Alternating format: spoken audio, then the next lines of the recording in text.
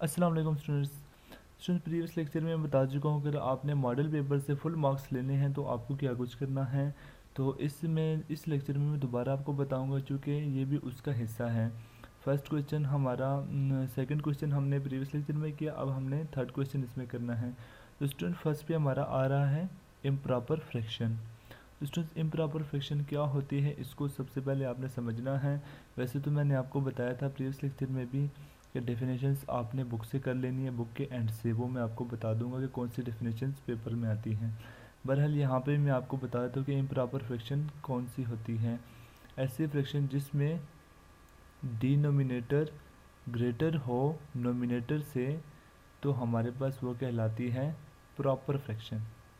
यहाँ पे स्टूडेंट्स जो आप देख रहे हैं ये प्रॉपर फ्रैक्शन मैंने लिखी है। अगर इसकी मैं पावर यहाँ से 1 हटा के मैं यहाँ पे बड़ी लिख देता हूँ, जैसे मैं लिखता हूँ 3, तो ये बन जाती है इम्प्रॉपर। तो स्टूडेंट्स ऐसी फ्रैक्शन जिसमें नोमिनेटर की पावर ग्रेटर हो या इक्वल हो डिनोमिनेटर के, उसे हम कहते हैं इम्प्रॉपर फ्रैक्शन। तो स्टूडेंट्स ये तो थी हमारी इम्प्रॉपर फ्रैक्शन। तो इसको हम रेज करके दूसरे क्वेश्चन पे जाते हैं। Question number 2। Students question number two में हमने करना क्या है कि how to make partial fraction of 1 divide by X square minus 1। इसके हमने पार्शियल फ्रैक्शन बनाने हैं। तो स्टूडेंट्स हमने पार्शियल फ्रैक्शन में कुछ केसेस पढ़े थे। फर्स्ट केस था हमारे पास लीनियर एंड नॉन रिपीटेड। तो स्टूडेंट्स ये हमारे पास फर्स्ट केस आ रहा है लीनियर नॉन रिपीटेड वाला, क्योंकि स्टूडेंट्स यहाँ पे इसकी पावर 1 होगी, जो डिनोमिनेटर में हमारे पास पॉलिनोमियल है उसकी पावर 1 होगी और नॉन रिपीटेड होगी। ठीक है स्टूडेंट्स, तो मैं क्वेश्चन लिखता हूँ इसको 1 divide bye x square minus 1। इसको स्टूडेंट्स हम लिख सकते हैं एक्स स्क्वायर माइनस 1 को एक्स प्लस 1 और एक्स माइनस 1, चूँकि स्टूडेंट्स ये ए स्क्वायर माइनस बी स्क्वायर वाली फॉर्म बनी है, तो इसको हम ए प्लस बी और ए माइनस बी की फॉर्म में कन्वर्ट करेंगे। अब स्टूडेंट्स जो ये हमारे पास नज़र आ रही है हमारे पास लीनियर है, चूँकि इसकी पावर क्या है 1 और इसकी पावर भी 1 है, तो इन दोनों की पावर स्टूडेंट्स 1 है, जिसकी वजह से हम कह सकते हैं कि ये क्या है लीनियर है। और चूँकि ये दोनों डिफरेंट है तो इसका मतलब ये नॉन रिपीटेड भी है। अगर ये सेम होती तो इसको हम कह सकते थे कि ये रिपीट हो रहे हैं, लेकिन ये नॉन रिपीट है। इसको हम लिखते हैं a divide by first x plus 1 plus b divide by second x minus 1।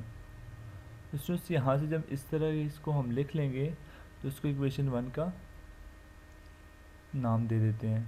अब स्टूडेंट्स यहाँ पे हमने ए और बी की वैल्यू फाइंड करनी है और इसमें आके पुट कर देनी, ये है हमारी पार्शियल फ्रैक्शन है। तो स्टूडेंट डिवाइड में यहाँ पे हमारे पास एलसीएम जो आ रहा है इसका वो आ रहा है एक्स प्लस 1 और एक्स माइनस 1। ये हमारे पास एलसीएम बन रहा है इसका x plus 1 and x minus 1। इसको हमने मल्टीप्लाई करना है इक्वेशन बोथ साइड। इक्वेशन 1 की बोथ साइड हम इसको मल्टीप्लाई करेंगे तो हमारे पास आ जाएगा 1 डिवाइडेड बाय, क्योंकि यहाँ पे स्टूडेंट जब इसको मल्टीप्लाई करेंगे डिवाइड वाली फॉर्म तो ये एलसीएम के साथ पूरी फॉर्म कट जाएगी, तो यहाँ पे 1 रह जाएगा और राइट साइड पे x प्लस 1 और x माइनस 1 को जब हम मल्टीप्लाई करेंगे a divide bye x plus 1 के साथ, इसी तरह b के साथ भी हम इसको मल्टीप्लाई करेंगे एलसीएम को x प्लस 1 और x माइनस 1, जो हमारा एलसीएम आ रहा था इसको हमने मल्टीप्लाई करना है, तो इसको x माइनस 1 आ जाएगा डिवाइड में। अब स्टूडेंट्स यहाँ से कटिंग होगी माइनस वाले टर्म्स और यहाँ से प्लस वाली, तो हमारे पास जो इक्वेशन रह जाएगी वो 1 is equal to X minus 1 into A plus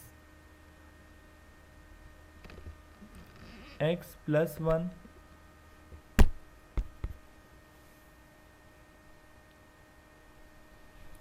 into B.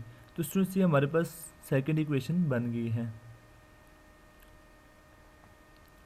अब स्टूडेंट्स यहाँ से हमने ए और बी की वैल्यू निकालनी है, मतलब कि यहाँ पे फर्स्ट टर्म को हम ज़ीरो करके देंगे, पुट कर देंगे इसको ए वाली टर्म्स को। ए का जो मल्टीपल है वो है एक्स माइनस 1, इसको इक्वल टू ज़ीरो पुट करेंगे तो एक्स की वैल्यू आ जाएगी हमारे पास प्लस 1। चूँकि यहाँ पे स्टूडेंट्स माइनस हो रहा था, वहाँ पे जाके प्लस हो जाएगा, तो एक्स की वैल्यू आ गई यहाँ से। इसको पुट कर देंगे इक्वेशन 2 के अंदर, पुट इन इक्वेशन 2। तो स्टूडेंट्स यहाँ से हमारे पास जो फॉर्म बनेगी इसकी, अब इसको इक्वेशन 2 के अंदर पुट करेंगे हम, तो हमारे पास आ जाएगा 1 इज इक्वल टू 0। चूँकि स्टूडेंट्स ये हमारी टर्म सारी क्या है, ज़ीरो है, ज़ीरो मल्टीपल ए ज़ीरो हो जाता है। अब प्लस यहाँ पे x की वैल्यू पुट करनी है हमने, तो इसको रेज कर लेते हैं हम। x की वैल्यू पुट करेंगे यहाँ पे 1 प्लस 1 इंटू बी। तो स्टूडेंट्स 1 प्लस 1 हमारे पास 2 हो जाएगा, तो 1 इज इक्वल टू 2b। चूँकि स्टूडेंट्स हमें b की वैल्यू चाहिए, 2 को दोनों तरफ डिवाइड कर देंगे तो हमारे पास 2 कट जाएगा यहाँ से, और b की वैल्यू आ जाएगी 1/2। स्टूडेंट्स ये तो हमारे पास आ गई b की वैल्यू। अब हमने a की वैल्यू भी इसी तरह से फाइंड करनी है, तो b का मल्टीपल जो होगा उसको हम ज़ीरो कर देंगे, तो b वाली टर्म्स हमारे पास आ रही है x plus 1 is equal to 0। तो x की वैल्यू आ जाएगी हमारे पास -1। तो स्टूडेंट्स इसको भी इक्वेशन 2 के अंदर पुट कर देंगे, तो हमारे पास आ जाएगा 1। जब इक्वेशन 2 के अंदर पुट करेंगे तो हमारे पास students left side is equal to 1 है, और यहाँ पे x की वैल्यू -1 पुट करेंगे, यहाँ पे x की वैल्यू -1 पुट करेंगे तो हमारे पास आ जाएगा -1 इंटू a आ जाएगा। चूँकि स्टूडेंट्स b वाली टर्म्स हमारे पास ज़ीरो हो गई, तो इसको हम प्लस 0 लिख सकते हैं। स्टूडेंट्स यहाँ पे 1 is equal to -1 minus -2a। अब स्टूडेंट -2 को यहाँ से डिवाइड कर देंगे दोनों तरफ, तो हमारे पास आ जाएगा 1 a is equal to -1 divide by 2। तो स्टूडेंट्स a और b की वैल्यू हमारे पास यहाँ से आ जाएगी।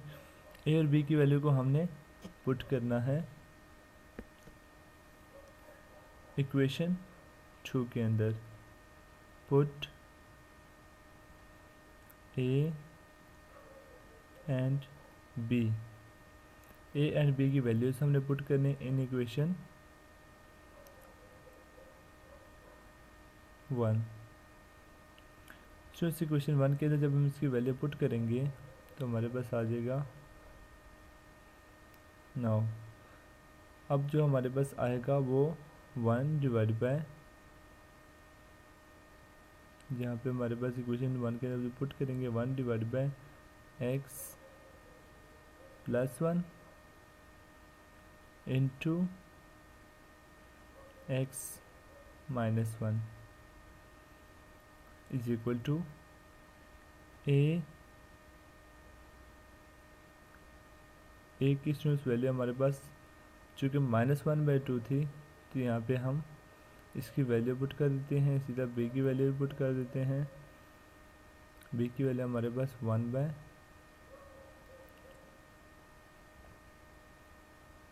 b की वैल्यू स्टूडेंट्स हमारे पास आ जाएगी, चूँकि a की वैल्यू माइनस में, तो माइनस यहाँ पे लगाना ज़रूरी है। अब सीधे स्टूडेंट b की वैल्यू पुट करेंगे 1/2, तो नेक्स्ट आ जाएगा प्लस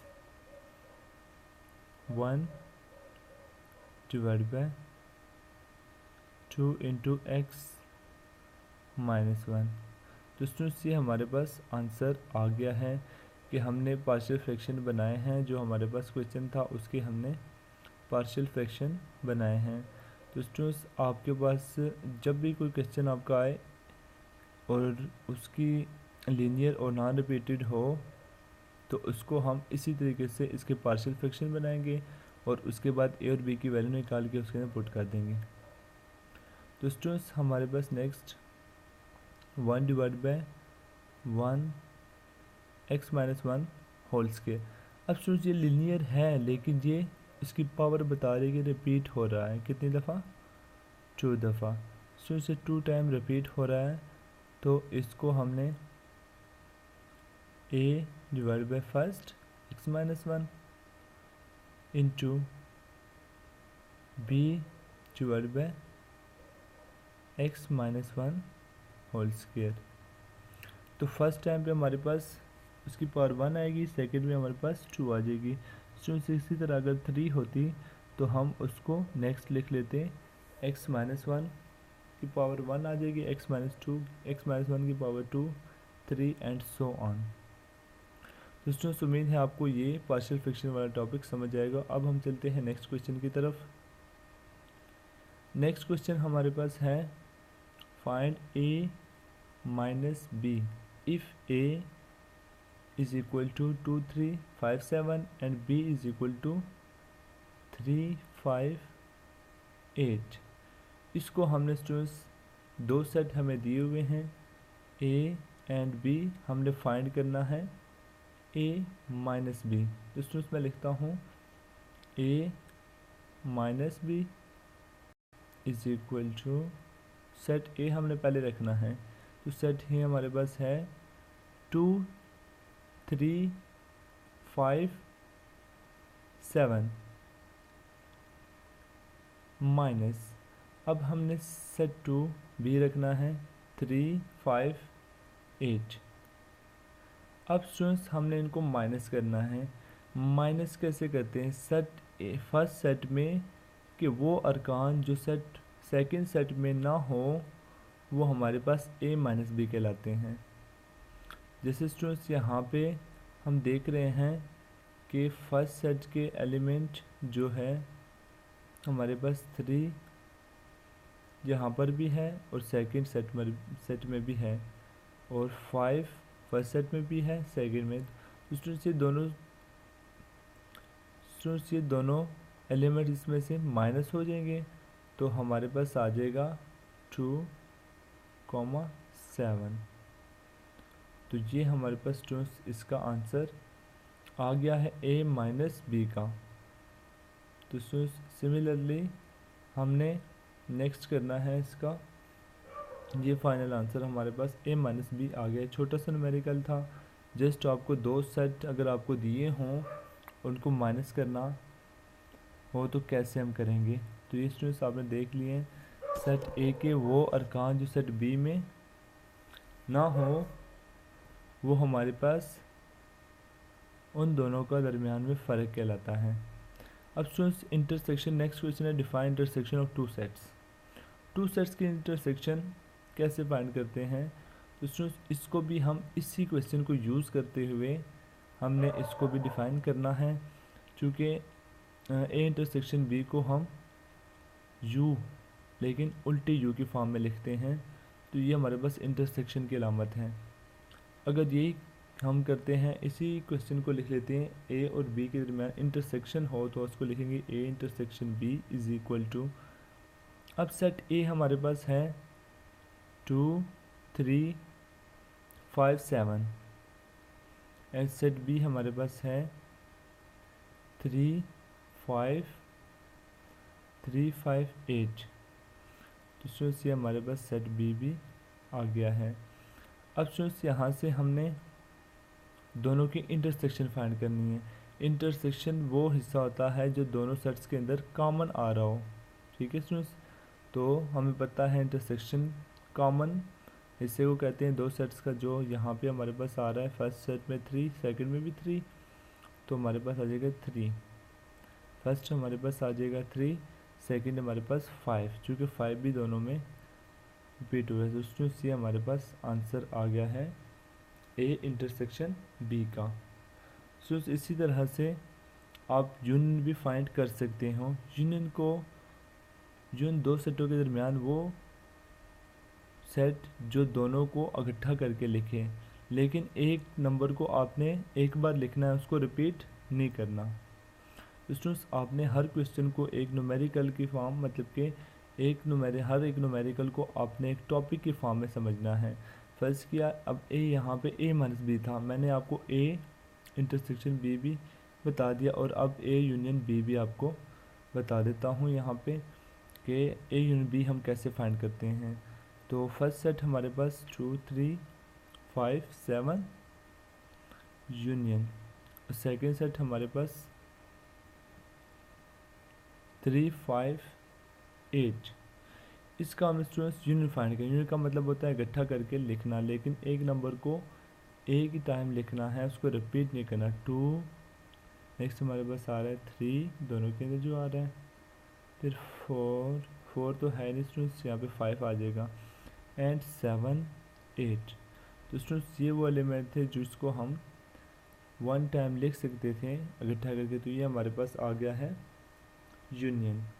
तो स्टूडेंट्स आपने एक क्वेश्चन पे 3 टॉपिक आपने समझे हैं कि दो सेटों का यूनियन कैसे लेते हैं, दो सेटों की इंटरसेक्शन कैसे फाइंड करेंगे और दो सेटों को माइनस कैसे करते हैं।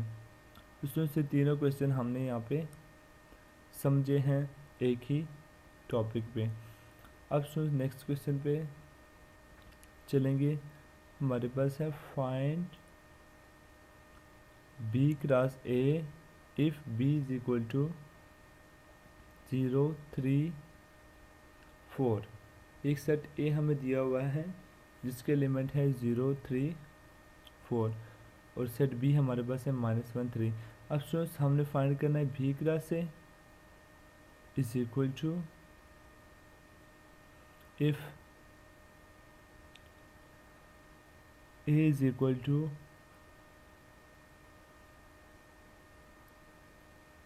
0 2 4 and b is equal to -1 3। तो हमने b क्रॉस a फाइंड करना है, b क्रॉस a। तो हमारे पास आ जाएगा, पहले सेट b आएगा -1 3, फिर हमारे पास जो सेट a आ जाएगा। क्रॉस फाइंड करना है दोनों के दरमियान, सेट ए हमारे पास है 0 2 4, ये हमारे पास नेक्स्ट है। तो स्टूडेंट्स यहाँ से आपने क्रॉस फाइंड करनी इन दोनों की, बी क्रॉस ए। तो स्टूडेंट्स बी क्रॉस ए हमारे पास वो हिस्सा है जो पेयर की फॉर्म में आए, -1 0 -1 2 -1 2 एंड -1 4।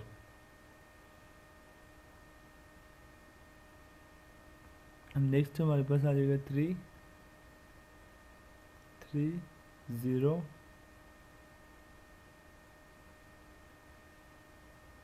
नेक्स्ट हमारे पास आ रहा है 3 0 3 2 3 4, ये हमारे पास आ जाएगा 3 4। तो ये हमारे पास डिफरेंट रिजल्ट्स भी थे जो कि हमने ए बी क्रॉस ए से फाइंड किए हैं।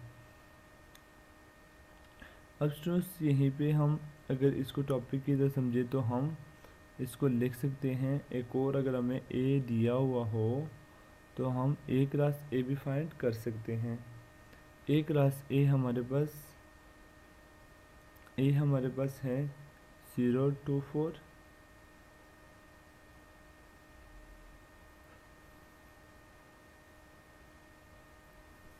नेक्स्ट हमारे पास आ रहा है सेट ए ही रिपीट हो रहा है तो हमारे पास आ जाएगा 0 2 4। अब स्टूडेंट्स यहाँ से हमने क्रॉस फाइंड करना है तो फर्स्ट हमारे पास 0 आएगा, 0 0 से तो हमारे पास 0 आ जाएगा, नेक्स्ट 0 2 0 4। अब नेक्स्ट लेके चलना है 2 0 इंटू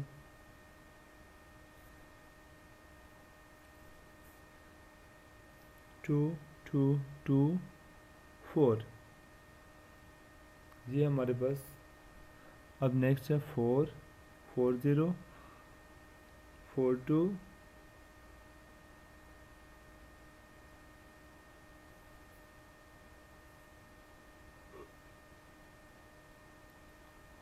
4। तो ये हमारे पास 4 4 फाइनल आंसर आ गया है, जो कि हमने ए क्रॉस ए फाइंड किया। तो यहाँ पे स्टूडेंट्स कोई भी आ जाए, दो सेट्स आपके पास हों, आपने उनको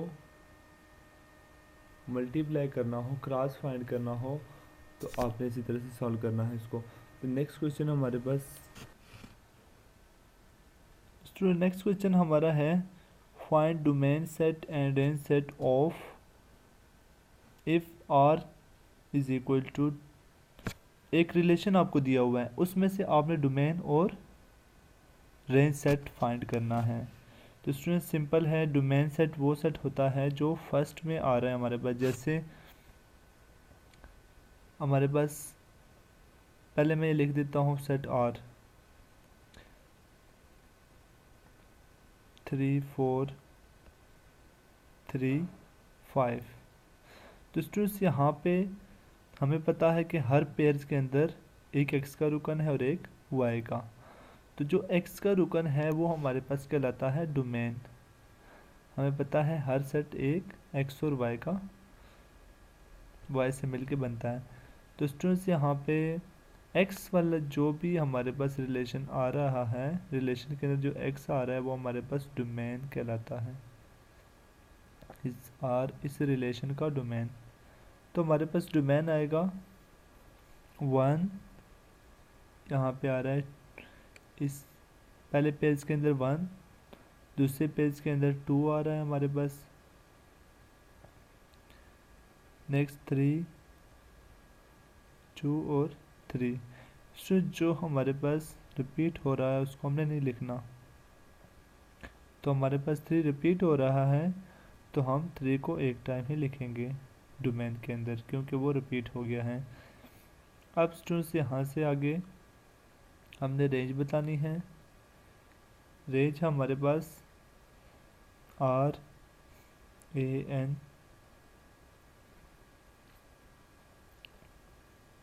जी।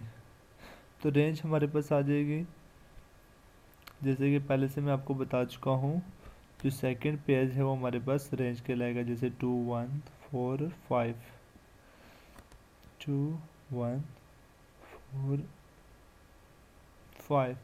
तो यहाँ पे सेकंड जो है हमारे पास 1 है, यहाँ पे 4 लिखा गया गलती से। अब नेक्स्ट चलते हैं, फाइंड मीडियन, डिफाइन मीडियन। तो मीडियन हमारे पास डेफिनेशन है, ये आपने बुक के एंड से कर लेनी है। बस यहाँ पर भी आपको मैं थोड़ा सा इंट्रोडक्शन करा देता हूँ कि मीडियन क्या होता है, किसी भी डाटा के अंदर मीडियन को हम कैसे लिखते हैं। नेक्स्ट क्वेश्चन है the marks of 7 students in mathematics are follows, calculate arithmetic means. हमने अरिथमेटिक मीन फाइंड करनी है इस मार्क्स के। तो अरिथमेटिक मीन भी स्टूडेंट सिंपल है, sum of all data divided by number of sum of all observation, जितनी observation उनको sum divide by number of observation. तो स्टूडेंट्स यहाँ पे मैं पहले आपको मीडियन के बारे में बताता चलूँ कि मीडियन क्या होता है। Median is the middle most value, जो सबसे दरमियान में आने वाली वैल्यू होती है। मिडल मोस्ट ऑब्जर्वेशन या वैल्यू भी कह सकते हैं।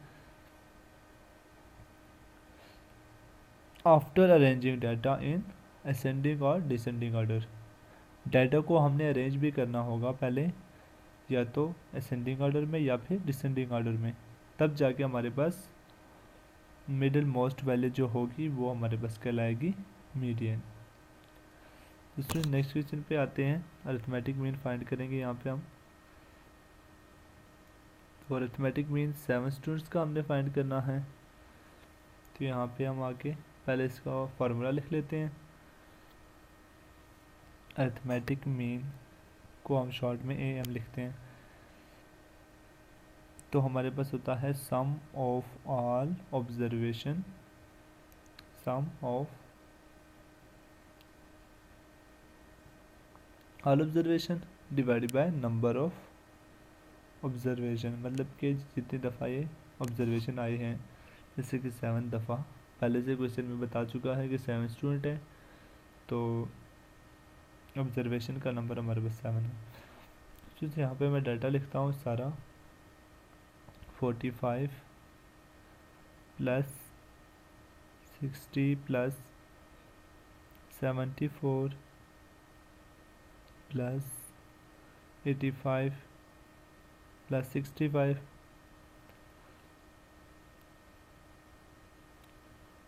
Plus 63 sorry plus 49 divide by number of observation हमारे पास कितनी थी, 7 थी। ये लाइन दोबारा से लिख लेता हूँ। तो नंबर ऑफ ऑब्जर्वेशन हमारे पास 7 है, डिवाइड बाय 7 कर देंगे इसको। इन सबको ऐड करते हैं, चूँकि ये 7 दफ़ा आई है तो हमने इससे डिवाइड बाय 7 कर दिया। अब नेक्स्ट इन सबको ऐड करते हैं, 45 60 74 58 65 63 49, इन सबको ऐड करने के बाद हमारे पास आ जाएगा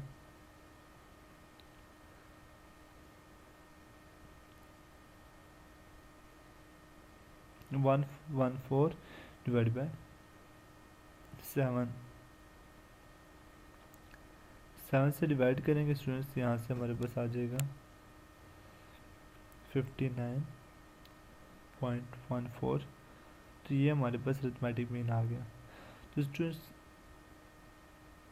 यहाँ से हमें एक चीज़ तो पता चल गई, किसी भी डाटा का अगर अरिथमेटिक मीन फाइंड करना हो तो जस्ट आपने सिंपल ये फार्मूला याद रखना है, sum of all observation divide by number of observation. सब जितनी ऑब्जर्वेशन हमें दी होगी हमने उनको ऐड कर देना है, डिवाइड बाय जितनी दफ़ा वो दी होगी उसको डिवाइड करना। अब नेक्स्ट हमारे पास स्टूडेंट्स है फाइंड ज्योमेट्रिक मीन। वैसे यहाँ पे क्वेश्चन तो नहीं है, लेकिन मैं आपको बताता चलूँ क्योंकि हम चाहते हैं कि हमारे एक ही वीडियो में हमें ज़्यादा से ज़्यादा क्वेश्चन देखना पड़े। तो यहाँ पे नेक्स्ट हमारे पास है ज्योमेट्रिक मीन का formula x1 dot x2 x3 dot xn whole की पावर 1/n। n मीन जितनी नंबर ऑफ ऑब्जर्वेशन दी होगी हमें, ये तो जनरल फार्मूला में लिख रहा हूँ। तो नेक्स्ट हमारे पास आ रहा है फॉर एग्जांपल, एक एग्जांपल के तौर पे मैं क्वेश्चन लिखता हूँ 2 4 और 8, इम्पोर्टेंट क्वेश्चन में पेपर में आने वाला। तो ज्योमेट्रिक मीन 2 डॉट डॉट हो या क्रॉस हो मतलब एक ही है, 2 डॉट या क्रॉस 4 क्रॉस 8, और कितनी दफ़ा आ रही है, 3 मरतबा, मतलब कि 3 ऑब्जर्वेशन है तो डिवाइड बाय 1 2 3।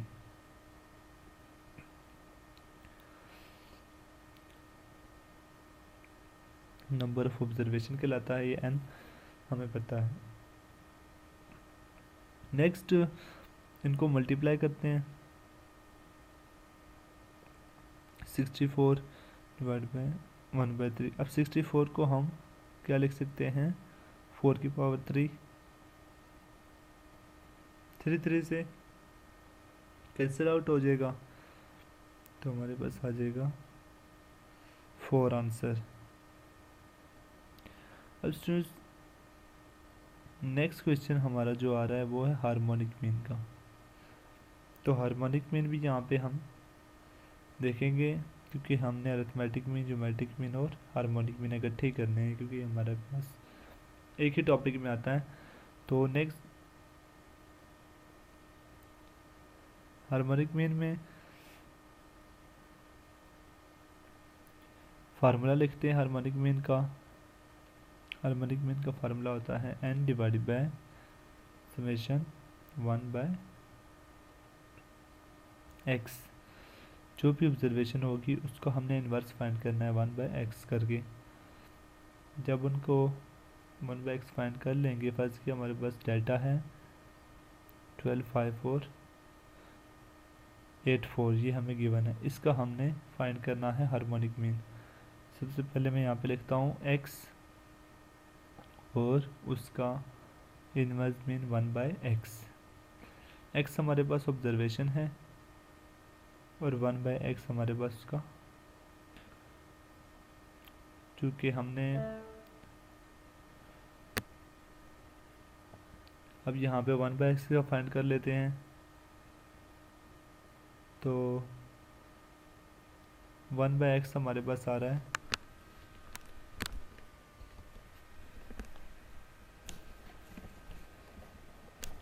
1/12 आ जाएगा इसका। और जो 1/12 को डिवाइड करेंगे तो हमारे पास आ जाएगा 0.0833। इसी तरह से स्टूडेंट्स नेक्स्ट का करेंगे हम। नेक्स्ट का हमारे पास आ जाएगा 0.2। इसी तरह जब 8 को डिवाइड करेंगे 1/8 करेंगे तो हमारे पास आ जाएगा 0.15125। इसे 0.25 सबको ऐड करेंगे, समेशन फाइंड करना है। सबका समेशन जब हम फाइंड करेंगे तो हमारे पास आ जाएगा 0.6583। ये आने के बाद स्टूडेंट्स हमें यहाँ पे जस्ट आगे फार्मूले के अंदर पुट कर देना है। एन हमारे पास 4 है, 1 2 3 4, और समेशन 1/x हमारे पास आ गया 0.6583। यहाँ पे हम पुट कर देंगे इसको।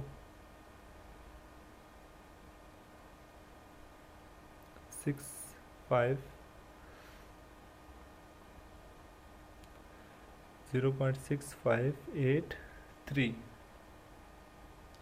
जब इनको डिवाइड करेंगे स्टूडेंट्स हमारे पास आ जाएगा 6.07।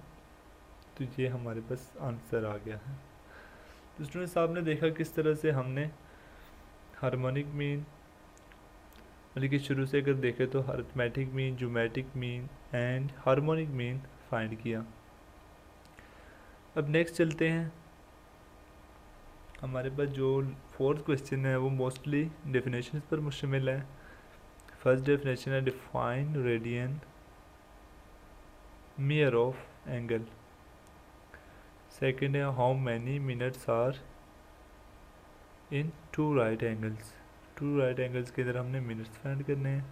थर्ड हमारे पास है कन्वर्ट। ये हमारे पास न्यूमेरिकल टाइप क्वेश्चन है कि हमने कन्वर्ट करना है रेडियन को डिग्री के अंदर। ये मैं आपको करा देता हूँ यहाँ पे कि हमें पता है, क्वेश्चन नंबर थर्ड है कि रेडियन से हमने कन्वर्ट करना है डिग्री में। स्टूडेंट्स हमें पता है कि रेडियन और डिग्री का आपस में क्या रिलेशन है, ये हमें पता होना चाहिए। फर्स्ट ऑफ ऑल डिग्री और रेडियन का रिलेशन हमें पता होना चाहिए। तो हमें पता है कि pi radian is equal to 180 degree. Pi radian is equal to 180 degree. तो स्टूडेंट यहाँ से हमें सिर्फ रेडियन चाहिए हो तो पाई दूसरी साइड पे क्या हो जाएगा, डिवाइड हो जाएगा। तो 1 radian is equal to 180 degree divide by pi. अब यहाँ से हमने जो क्वेश्चन है वो हम लिखते हैं यहाँ पे कि π/4 रेडियन, π/4 रेडियन। तो वहाँ ऊपर जो हमने 1 रेडियन की वैल्यू निकाली है π/180 वो यहाँ पे आगे पुट कर देंगे तो हमारे पास आ जाएगा π/4 मल्टीप्लाई रेडियन की वैल्यू थी 180 डिग्री डिवाइड बाय पाई। अब पाई से कैंसिल आउट हो जाएगा 4 और 180 भी कैंसिल आउट हो जाएंगे। 4 1 ज़र 4 और 4 का टेबल हम पढ़ेंगे 45 टाइम तो हमारे पास आ जाएगा 180, तो 45 डिग्री हमारे पास इसका आंसर आ गया है। तो ये हमारा एक छोटा सा कन्वर्ट करने का तरीका था जिससे हम पाई से रेडियन से पाई में डिग्री में गए। इसी तरह डिग्री से रेडियन में भी। और नेक्स्ट आपके पास डेफिनेशन है कुछ, डिफाइन सेकेंड और टू अ सर्कल, और नेक्स्ट भी है define circumference of circle, what is meant by central angle of circle, construct a triangle which sides. ये तो ट्राइंगल है स्टूडेंट्स, आपने 3 साइड आपको दी हुई है, आपने तीनों साइड को लेके एक ट्राइंगल बनानी है। तो ये तो सिंपल आप बना सकते हैं ट्राइंगल के ज़रिए, लेकिन ये याद रखना है कि आपने जो बड़ी साइड होगी वो आपने सबसे जो बेस होती है